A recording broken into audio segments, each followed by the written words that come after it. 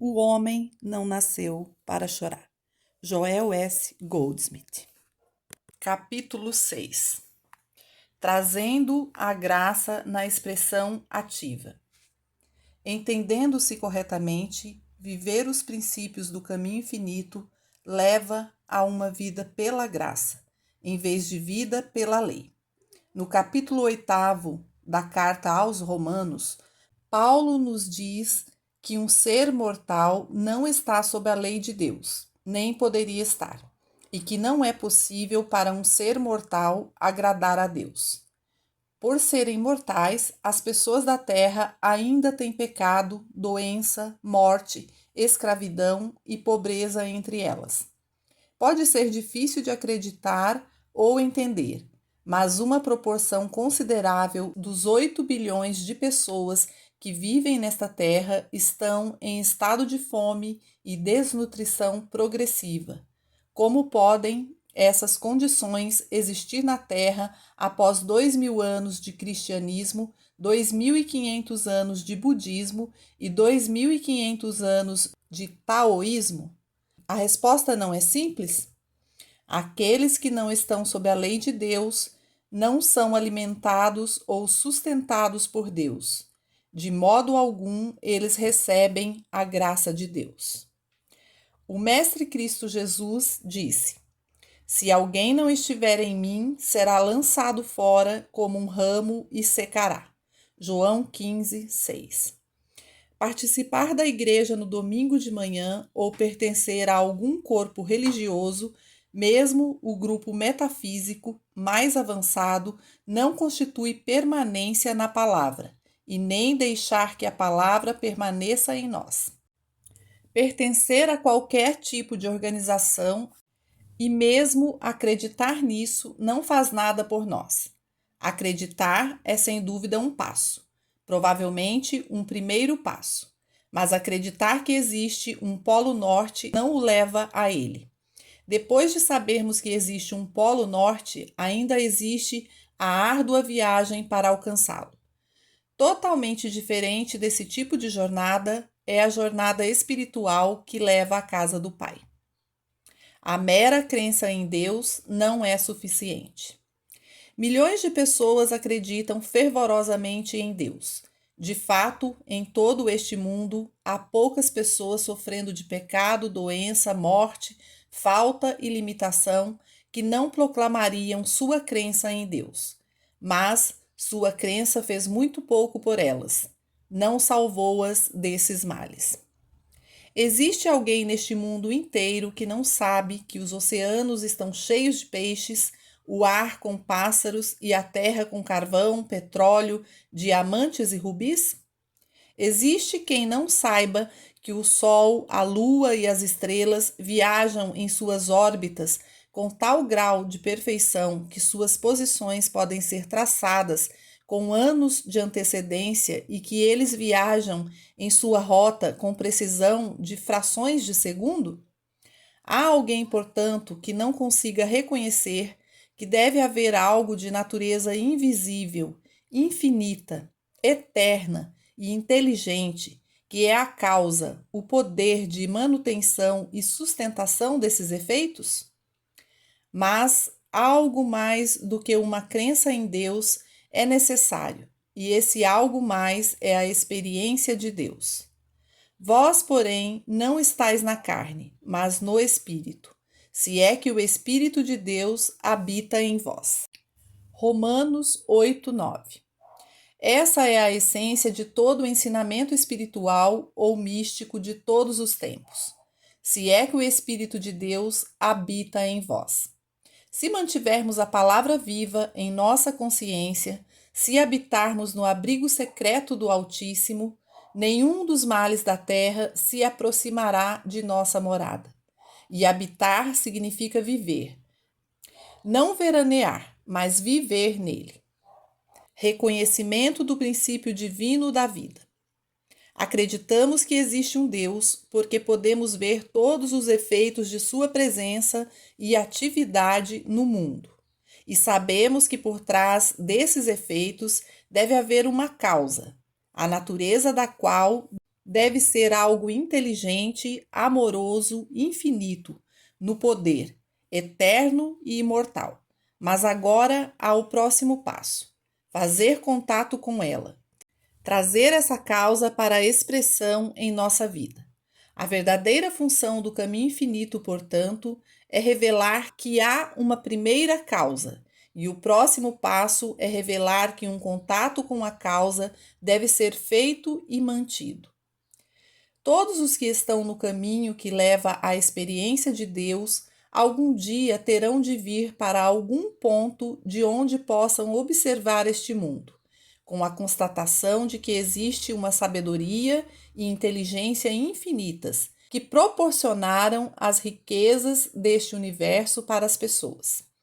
Tal realização levará automaticamente à convicção de que seja lá o que essa causa for, seja o que for essa lei, ela opera pela graça divina. E isso significa que ela opera por seu próprio propósito e plano, e não pela terra e nem porque as pessoas da terra sejam dignas ou merecedoras. A natureza de Deus é tal que nada que alguém possa fazer desviará Deus de seu eterno plano. Deus não pode ser influenciado para fazer mais do que ele já está fazendo.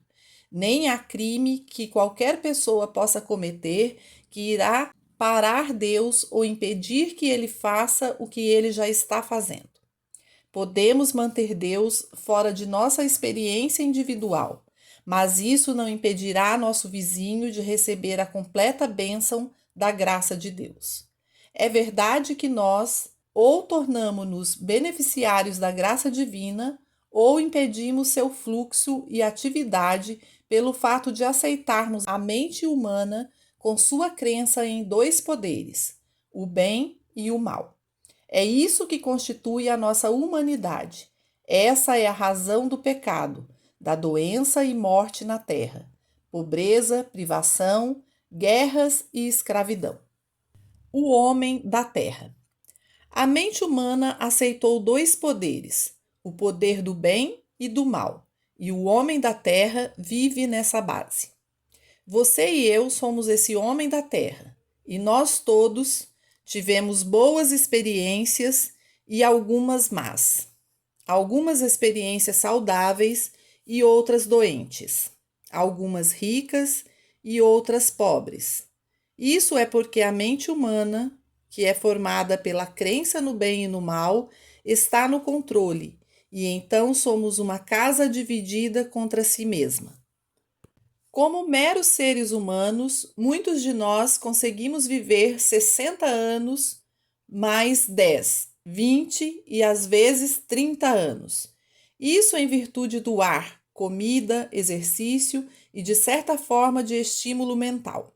É uma vida de levantar-se pela manhã, trabalhar duro o tempo todo e voltarmos tão exaustos que dormimos a noite toda para que possamos nos refazer com força suficiente para fazer com que tudo recomece no dia seguinte. Mas isso não é realmente viver. Isso é meramente existir. No entanto, é uma forma de existência que é tão valorizada que muitas pessoas não irão ceder. Elas tentam preservá-la, mesmo que essa vida tenha que ser imersa na pobreza, na prisão ou em um hospital. Viver é bastante diferente de existir. Para viver é necessário ter contato com a própria fonte, com esse grande princípio causal que revela-se como expressão individual. Cada um de nós tem uma função diferente e um propósito diferente aqui na Terra. Ninguém pode fazer o trabalho do outro. Cada um tem uma razão para nascer. Mas, como homens da terra, nenhum de nós está cumprindo a missão que Deus criou para executarmos. Como homens da terra, passamos pela vida sozinhos, mas, paradoxalmente, somos incapazes de ficarmos sozinhos. Nós desenvolvemos uma dependência de outros homens e mulheres. Sentimos a necessidade de outros tornarem nossa experiência completa. Alguns para nos empregar, alguns para fornecer companheirismo, instrução e cuidado. O resultado é que começamos um longo processo de procura por aqueles que achamos que podem fazer algo por nós, e evitamos como uma praga todos aqueles que nos procuram para fazer algo por eles. E então a vida se torna uma busca realmente desgastante. O homem cujo ser está em Cristo. O homem que tem o seu ser em Cristo não precisa se preocupar com o homem cuja respiração está nas narinas. Parem de confiar no homem cuja vida não passa de um sopro em suas narinas. Qual o valor que ele tem? Isaías 2:22. Ele não precisa procurar aqueles com influência e tentar convencê-los a seu favor, adulando, atendendo aos seus desejos. Nem ele precisa ter medo de alguém ou fugir de qualquer pessoa. O homem que tem o seu ser em Cristo está enraizado e fundamentado em Deus. Ele é criado por Deus, mantido por Deus, sustentado por Deus, alimentado por Deus, orientado por Deus e liderado por Deus. Não só ele tem uma suficiência infinita que flui de dentro para todo o necessário, mas há sempre os 12 cestos cheios sobrando para compartilhar com aqueles que ainda não alcançaram a realização de seu próprio ser em Cristo. O homem da terra vive continuamente nesse domínio do pequeno eu. Vive consigo mesmo, sua família e seus associados, sempre buscando as pessoas e as coisas que ele acredita serem necessárias para sua experiência. O homem que tem o seu ser em Cristo vive em uma realização interior. Quando ele senta no seu jardim para meditação, ele pode ver gengibre vermelho, espirradeiras, pés de papaya, um pinheiro ou um lírio, e enquanto pondera sobre eles, ele olha para a terra e sabe que estão todos enraizados e aterrados no mesmo solo. A mesma terra que produz um lírio, em um canto produz gengibre em outro canto, a plumeira em outro. A mesma luz do sol, a mesma chuva e a mesma terra produzem uma infinita variedade de bens em seu jardim. Em outro momento, o homem que tem seu ser em Cristo pode refletir sobre o oceano, tudo o que está sobre o oceano e as coisas abaixo do oceano e dentro dele. Ele observa como o princípio criativo opera, produzindo a grande variedade de peixes e rochas e até flores e corais coloridos, e como tudo isso é provido.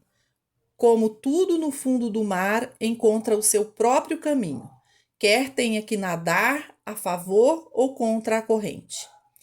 Não há falta ou limitação no mar, e isso é evidência também de um princípio criando peixes e pedras, cavernas e flores, tempo e marés.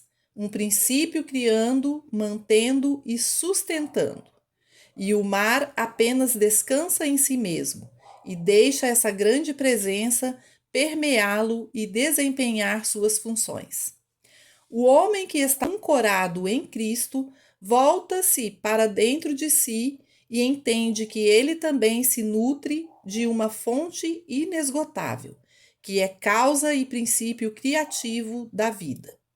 Eu repouso no Pai, na garantia de sua palavra. Eu sou um com isso que me criou.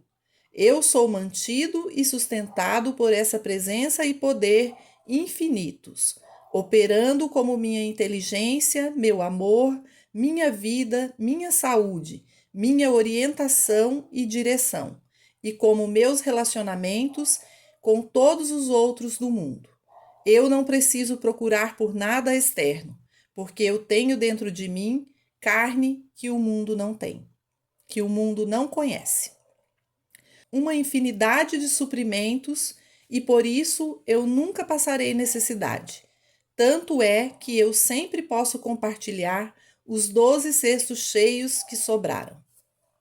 Ao refletir sobre essas verdades, há uma diminuição do medo. Não podemos, então, ser permanentemente engolidos por necessidades e privações, mesmo que possamos passar temporariamente por um período de limitação até que estejamos firmemente enraizados e fundamentados nesta consciência. A enfermidade que atinge o corpo não nos preocupa muito e não reagimos tanto, porque agora nós sabemos que assim que alcancemos esse contato interno, assim que o Espírito de Deus conscientemente habite em nós, essa doença também irá ceder. Seja qual for a nossa prisão pessoal, não parecerá tão difícil de suportar, porque agora sabemos que é uma experiência temporária e, ainda que estejamos unidos a essa condição, agora sabemos que ela está cumprindo sua função de promover a nossa liberdade. Iluminação, uma experiência individual.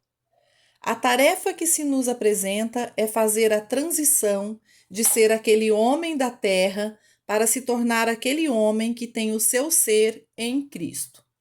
Deve vir uma experiência para a consciência de cada um de nós, uma experiência que ninguém mais pode ter por nós. É verdade que, enquanto ainda estamos na escuridão, nós podemos, é claro, ser ajudados pela luz de outra pessoa. O cobrador de impostos e o pescador que se tornaram discípulos de Jesus receberam a iluminação em certa medida e a participação da graça de Deus em virtude do contato com o Mestre. No entanto, ele assegurou-lhes que eles próprios teriam que chegar a essa experiência para que ela se tornasse permanente. Vos convém que eu vá, porque se eu não for, o Consolador não virá a vós. João 16:7. Conhecer a verdade é o fundamento e o elo de conexão que constitui a base de demonstração da nossa vida. Infelizmente, há muitos estudantes que pensam que seus problemas serão resolvidos se eles lerem suficientes declarações inspiradoras em livros, se lerem um certo número de páginas por dia. E acho que alguns de nossos alunos agora começam a achar que se eles apenas ouvissem gravações suficientes, só isso por si mesmo já resolveria seus problemas. Não é verdade. Não há como negar que os alunos que leem os escritos do Caminho Infinito, escutam as gravações e comparecem às aulas se beneficiam. Suas vidas mudaram, às vezes milagrosamente, e é por causa daquilo que foi feito por aqueles que vieram a este trabalho que o Caminho Infinito andou ao redor do mundo, como tem feito há 16 anos ou mais. No entanto, devo avisar nossos alunos uma e outra vez que, para que essa experiência de harmonia seja permanente e tão infinita quanto deve e pode ser, eles mesmos devem ter essa realização. Nada pode jamais substituir a realização individual da verdade. Cada um deve chegar e chegará eventualmente à experiência da iluminação. Não há tempo definido. Não há necessidade de pressa. Há uma eternidade para se trabalhar, para sair fora da estupidez e escuridão do sentido humano e para receber a iluminação daqueles que já alcançaram e estão sempre dispostos a compartilhar sua luz com seus discípulos, estudantes e seguidores. Mesmo se a experiência vem com ou sem a orientação de uma pessoa já iluminada, não pode ocorrer senão através de uma atividade de nossa consciência. Nossa demonstração de vida será apenas proporcional à verdade que nós mesmos conhecemos, ponderamos e meditamos sobre ela, até que se torne nossa própria experiência de iluminação. Não existe tal coisa como uma vicária realização espiritual, transmitida por outrem. É algo que cada um consegue somente através da sua própria atividade de consciência. E isso é alcançado em proporção ao seu grau de devoção, não apenas para estudar, mas para pôr em prática o que foi estudado. Eis que o reino de Deus está entre vós. Lucas 17, 21. Mas é necessário sentar-se em silêncio e estar em paz para fazer contato com esse reino, de modo que, para além do que lemos, ouvimos, comecemos a receber revelações de dentro. Quando começamos a receber intuições, isso já é ao menos um começo no caminho espiritual. A sacralidade de uma experiência espiritual pede segredo. É neste ponto que devemos ser mais cuidadosos, porque é aqui que precisamos não só da percepção de que esta é uma experiência sagrada, mas também de que é uma questão sigilosa. Esperar que qualquer um acredite no que se desenrola dentro de nós seria como tentar dizer a um homem cego sobre as belezas de uma orquídea. Ele não tem como visualizar o que é a orquídea, e nem o homem da terra tem alguma forma de saber que tipo de vida é vivida pelo homem que tem o seu ser em Cristo. Nunca essas coisas devem ser faladas indiscriminadamente, porque nossas pérolas serão pisadas e até nossa fé pode ser tirada de nós. É tão fácil para uma pessoa dizer que uma experiência espiritual realmente profunda e significativa não aconteceu, que era apenas um sonho sem sentido e que estávamos imaginando coisas até que seu ceticismo faça com que a dúvida nos arraste e nos roube nossa alegria. Essas experiências no caminho espiritual são sagradas e não só não vêm para ninguém que não tenha uma devoção intensa em relação à sacralidade, mas também não permanece, a menos que elas sejam mantidas em segredo. É verdade que existem alguns amigos com quem nós podemos compartilhar essas coisas, mas são amigos que tiveram a mesma classe de experiências. Nunca hesitemos em compartilhar nossas experiências com o iluminado. No entanto, porque ele conhece o idioma que estamos falando.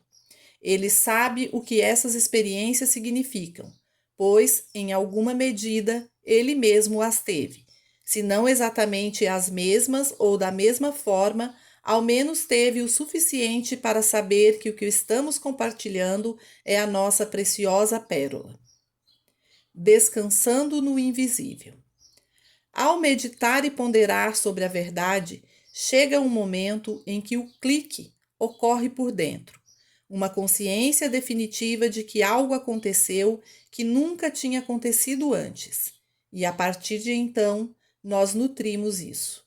Nós nos recolhemos cada vez mais frequentemente em nós mesmos, não por longos períodos de tempo, mas muitas vezes ao dia, e várias vezes por noite, até que estejamos tão bem estabelecidos em Deus que nem parece haver uma personalidade humana deixada para cuidar. Essa outra coisa cuida de nós. Fornece antecipadamente algo de que sequer ainda temos conhecimento da necessidade no momento presente. Existe uma sabedoria invisível que governa nossa vida. Existe um amor invisível envolvendo-nos, provendo, cuidando, protegendo e sustentando. É através da nossa própria dedicação ao sagrado que tudo isso acontece. Não vai acontecer conosco vindo do nada. Embora tenha acontecido ocasionalmente a algumas pessoas que, sem sequer pensar em um assunto espiritual, de repente tiveram uma experiência como essa.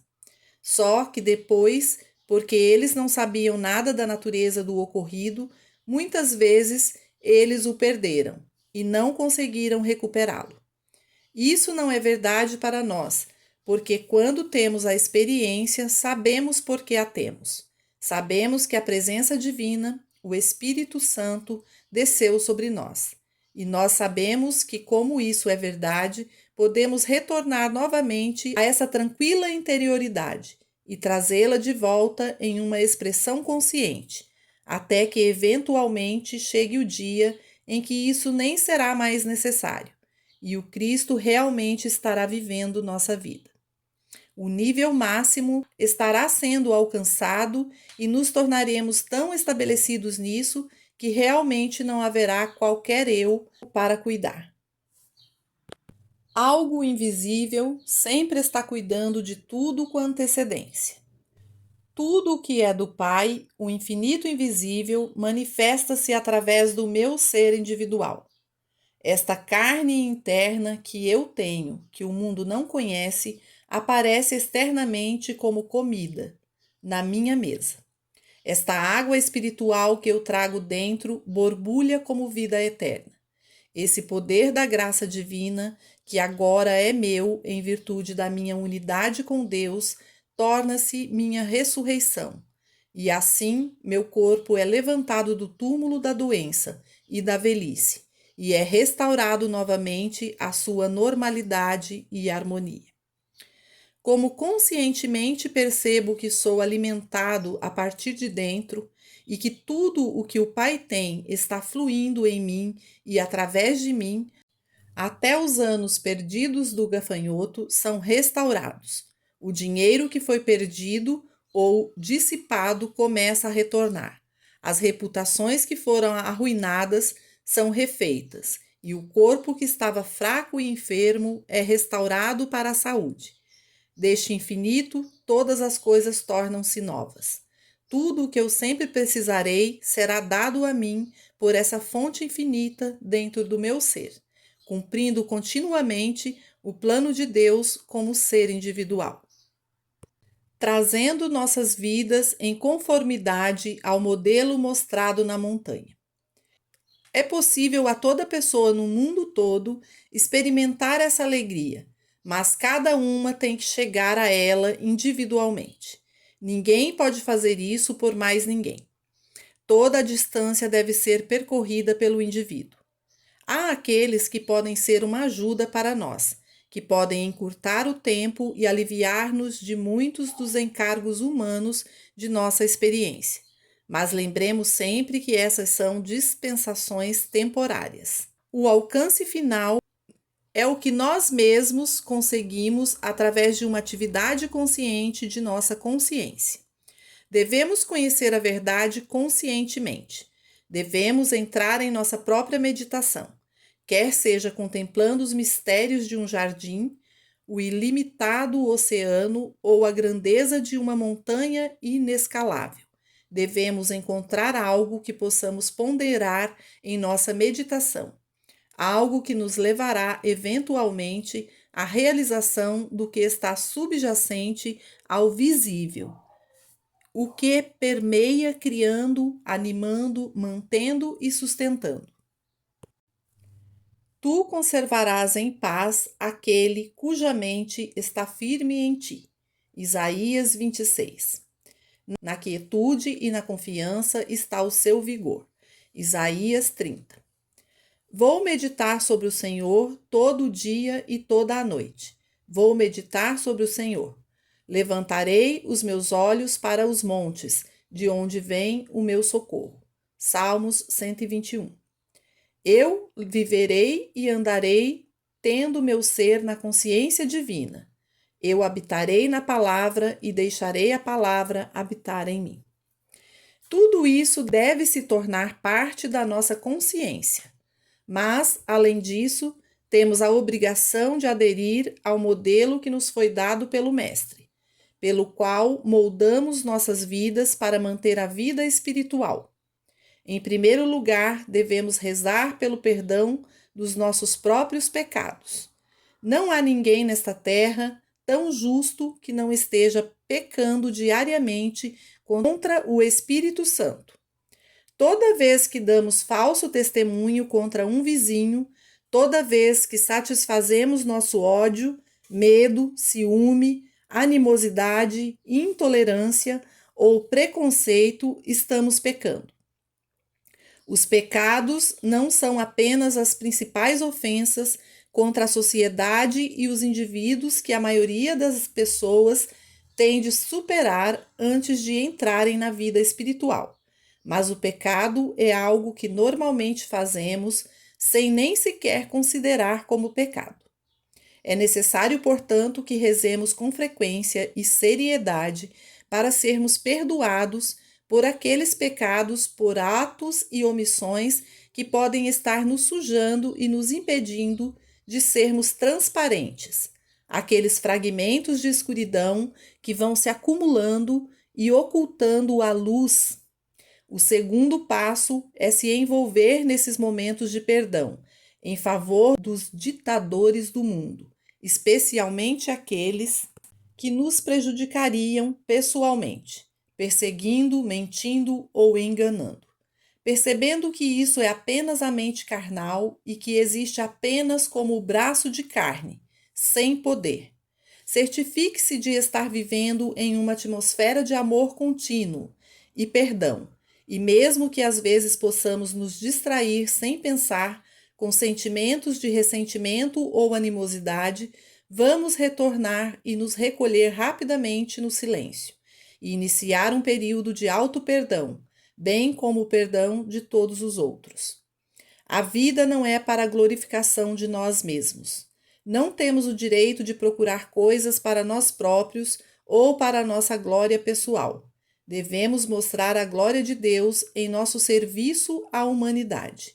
Não podemos viver para nós mesmos. As coisas maravilhosas de vida que nos são dadas, e elas vêm abundantemente com alegria. Não vêm para nós, mas para a graça de Deus.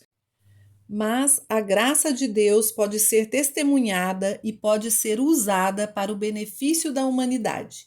Nenhum grande líder espiritual, desde os primeiros dias até o mais moderno da metafísica atual, jamais viveu para si mesmo ou por si mesmo. Suas vidas sempre foram uma doação contínua de si mesmos e de seus bens para sua obra e para aqueles que participam desse trabalho. Então, nunca recebemos nada de Deus para que sejamos glorificados ou enriquecidos ou mesmo curados. Tudo o que recebemos, recebemos para testemunho da bondade de Deus, a presença e a graça de Deus.